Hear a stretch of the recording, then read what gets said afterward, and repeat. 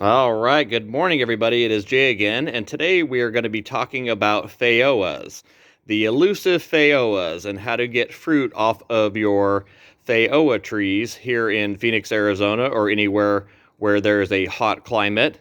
This is sort of an elusive fruit for some people here in the valley. They haven't been able to really get this plant to fruit, and I'm going to go over several tips today on how to get your pineapple guava, whether it be a tree or whether it be a bush, in order to get it to start fruiting well for you here in the valley. This has been one that a lot of people have not been able to get to fruit. And like I said, I've got some tips for you here on how to guaranteed get these things to fruit. And just know that there are multiple varieties. Like you can see here, I've got 3 different varieties in my hand. I've got a Mammoth, I've got a Coolidge, and I've got a Nametz.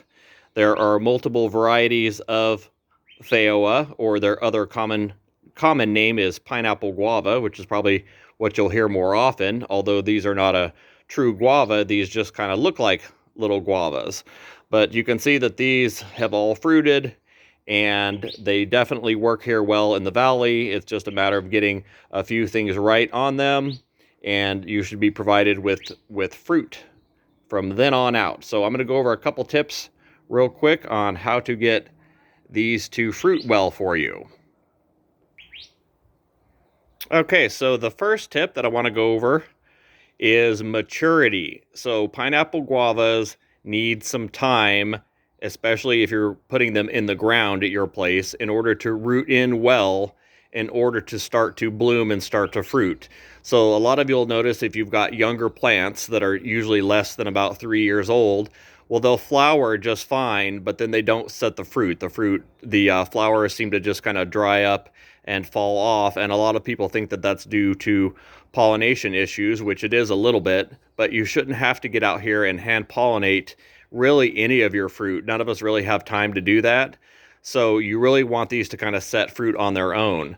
So these will flower first, and these have a beautiful flower. None of these are flowering right now where I would show you.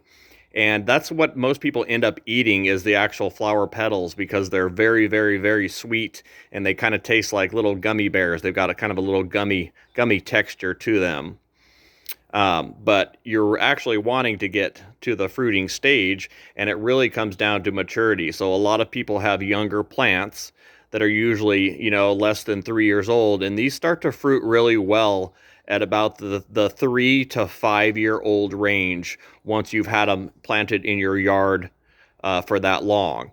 Now, in a pot, it's going to be a different situation. They're going to fruit as soon as they start to outgrow the pot. So as soon as they start to fill the pot with all their roots, then they're going to be sort of, let's call it, root bound at that point, and they're going to start pumping on fruit.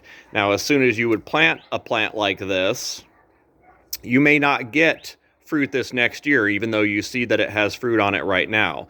It's probably going to skip the next year because you're planting it in the ground.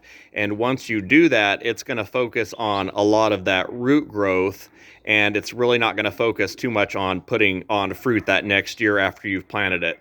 So it would be helpful if you got a little bit of an older, a little bit more mature tree, get it in the ground and let those years start kind of ticking by, so that you'll eventually start to get some fruit on this beautiful plant. And it can be a bush or it can be a tree. It depends on how you actually train that plant to be. So maturity is probably the number one thing. Is people don't want to give these things time, and you have to give a pineapple guava at least 3 to 5 years in the ground for it to start to produce really well. Okay, so the next tip that I have on getting a pineapple guava or Feijoa to start fruiting is you want to get one that is a true fruiting variety. So you're probably going to have to get this from an actual nursery, especially one that deals with tropical or subtropical trees. If you get one of these at, say, a box store like Lowe's or Home Depot, it's probably not going to be a fruiting variety. It's probably going to be more of a landscaping variety. Now, the difference on that is it's going to be a stronger plant being a landscaping variety, but it's probably never going to set fruit or it's not going to set very good fruit. They're going to be very small and maybe unedible. But if you get these from an actual nursery that grows these, then they can take air layers off of known fruiting varieties that they have and give you one that's more likely to fruit for you than getting one at the box stores. I know getting them at the box stores is sexy because of the price. They're very, very cheap when you get them there. But if you never get fruit off of them, then I really don't see the point in doing that. So maturity is number one. Number two is going to be to get yourself a good known fruiting variety. And if you can find one that's named like they are here, then you know which one that you will need for cross-pollination, which is going to be the third tip on getting these guys to fruit. So like I said, I don't like to hand pollinate things. I don't have time to get out there and hand pollinate things. So the easiest way for you to get cross-pollination on these, or to get these pollinated, is by having two and having them planted relatively close together. Now these just so happen to be potted versions. I have some in the ground also, but you can see by putting these right next to each other, they sort of form this little hedge, and the bees are just going to go from one variety to the next, and they are going to pollinate your pineapple guavas for you so that you don't have to do the work on them. So if you've got two different varieties, like say Coolidge and a Namets, well, sitting right next to each other especially, well, then the bees are just going to go from one variety to the next, and you won't have to worry about hand pollinating these tiny little flowers that these plants have. So nobody has time for that. So the best way to do this is to get another plant. Now, you don't need two for them to pollinate, but you might be out there hand pollinating a little bit because the bees don't do really the best job at hand pollinating these. It's usually flies or other little beetles that are kind of crawling around on the pineapple guavas. So that is the third tip, is cross-pollination, getting more than one variety, or maybe even grafting another variety onto the one that you have, so that you've got multiple varieties of pollen there, so that you're not out there hand pollinating these things.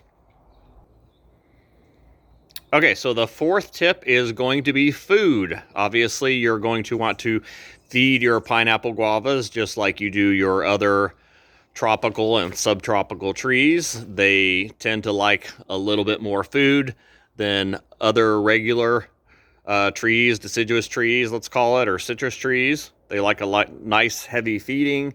So we feed these with compost, which is basically what we feed all the other plants with too. And these get fed usually 3 times a year. What I'll do is I'll come around here and I will scrape up all the earthworm castings that have come out the bottom of the pot, and I usually put those right back into the pot so that it will refeed these trees again. There's one back here.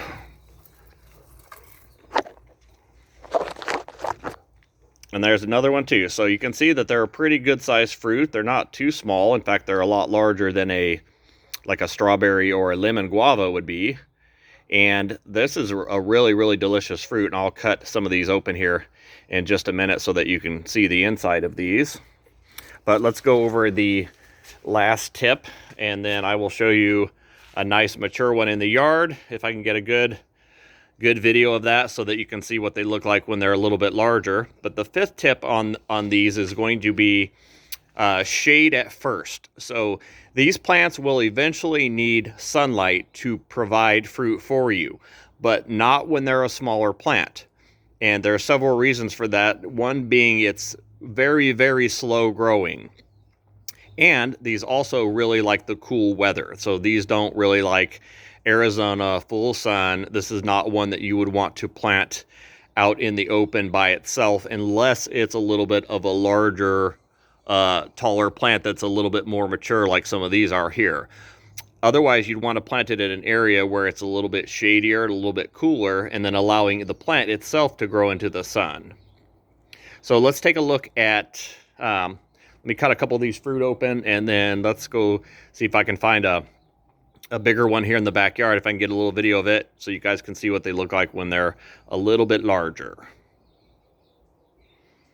All right, for those who have never seen them before, this is what the inside of a pineapple guava looks like. You can see that it's got some nice juicy flesh in there, and it does have a few seeds, but you end up sort of eating those instead of spitting those out. It's hard for me to get a little picture here of how juicy they are. I'm trying to get the right lighting here, but it's very hard for me to do. Maybe there we go. So you can see what the flesh looks like on the inside of these fruits, and these are really delicious. These are really good. This is, like I said, a fruit that not many people have heard about, and even less people have tried them, the actual fruit. So this is one that I would definitely add to the collection of your yard because it is definitely worth it. So let's go see if we can find a bigger tree, and I can show you guys what they look like when they're a little bit more mature. But these are excellent fruits. Okay, so I figured this would happen. This thing's gotten so big and kind of so stuffed into the rest of the plants that it's going to be very hard to kind of see how big this thing actually is. But this tree is planted sort of behind my guest house. This would be on, let's see, this would be on the east side, so this gets just morning sun, gets clipped off in the afternoon. And this thing has gotten quite large. So like I said, this is the side of my guest house here, and I'll see if I can kind of sort of follow it up to the top, but it'd probably be better for me to get actually up on the roof and show you guys what it looks like. But you can kind of see it poking way up there. So it's quite a bit higher than my guest house now, and the tree itself, if I can get in here, the tree itself's gotten quite a nice trunk on it now. Let me get back in here. Sorry, guys.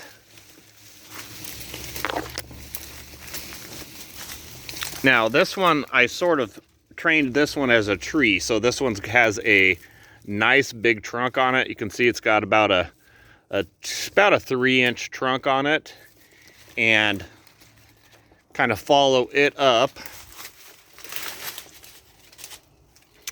and then it divides and goes way up above us. So it is actually a shade tree now. It kind of pokes way out here amongst the canopy of this other tree, and like I said, we can't even see the top of it. It is way above me, so it's probably 12 to 15 feet tall now. And I know it's really kind of hard to see this one, but that's where I have the biggest one, is this one back here. So, all right, guys, that is it for today. That is a little video on pineapple guavas. And as I was sort of walking back here, I, of course, had to try a couple of the fruit, because the fruit are delicious. Guys, these are really good little snacks to have in the yard. All right, guys, that is it for today. That is pineapple guavas, and that is 5 tips on getting them to fruit well for you. If you live in a hot, desert, dry climate, those tips will assuredly get you guys fruit. Oh man, that's so good. All right, guys, thank you for watching.